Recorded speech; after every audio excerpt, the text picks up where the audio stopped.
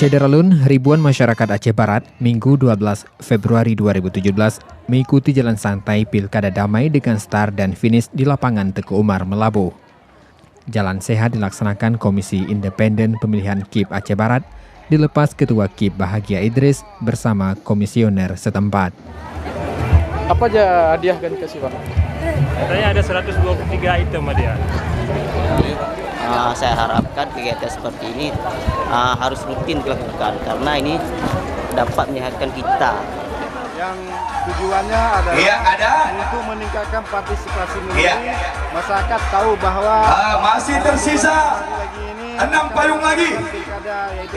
Ini untuk nomor yang tadinya. Turut pula dimeriahkan drum band siswa MAN 1 Melabuh dan diakhiri pemberian hadiah door prize kepada peserta jalan santai antara lain kulkas, televisi, sepeda, dan jenis lainnya.